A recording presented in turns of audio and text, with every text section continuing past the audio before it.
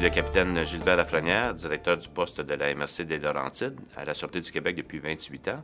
Et après 10 ans comme directeur de poste, j'avais besoin de vivre un nouveau défi et l'international m'intéressait grandement. Alors quand il y a eu cette opportunité de mission en Haïti, ça m'intéressait. Et ma mission, je peux dire que je l'ai vécue en 2 volets. Un premier volet de 3 mois, parce que c'est une mission de 9 mois.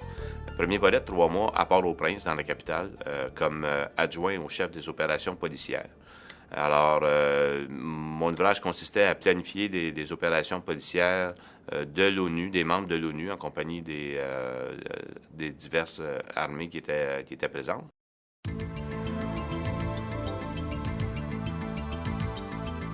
Et après 3 mois, j'avais envie de vivre un autre volet de la mission en appliquant pour aller comme commandant régional dans la région des Caisses et dans le sud du pays.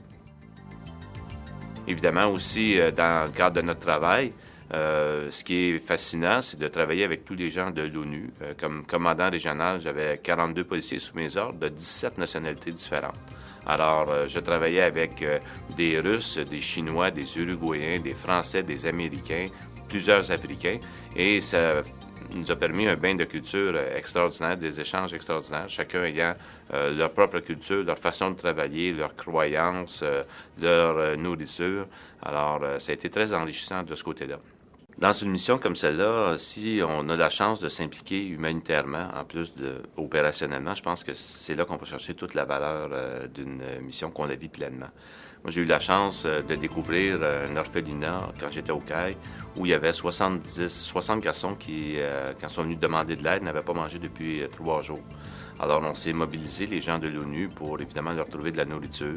Et après ça, on a trouvé des ressources pour leur fournir des lits parce que vraiment, ils étaient vraiment démunis, cet orphelinat-là. Il n'y avait vraiment rien. On a trouvé des lits, on s'est arrangé avec des différents organismes comme la Croix-Rouge pour qu'il y ait de la nourriture d'une façon régulière. On a trouvé des instruments parce que le responsable de l'orphelinat, c'est un professeur de musique. On a trouvé des instruments de musique au Québec via des écoles du Québec, des flûtes pour qu'ils apprennent à jouer la musique. Puis, on a eu un contact vraiment particulier avec ces gens-là. Puis, à mon départ, le cadeau qu'ils m'ont fait, ça faisait 3 mois qu'ils avaient eu leur flûte. Ils m'ont joué l'hymne national canadien. La flûte, je peux vous dire que j'avais des frissons en partant, puis peut-être une petite larme aussi. Ce qui reste de ça, j'ai un projet de construction d'orphelinat avec des gens qui sont encore là-bas, des gens qui aident ici au Québec. Alors, c'est le point peut-être probablement le plus valorisant de ça, quand on sait que, personnellement, on a fait quelque chose qui peut aider un peu sur place là-bas. Je peux dire aujourd'hui que j'ai des contacts, puis même j'ai des amis un peu partout dans le monde. Je pense que c'est le plus beau souvenir qui me reste de ma mission.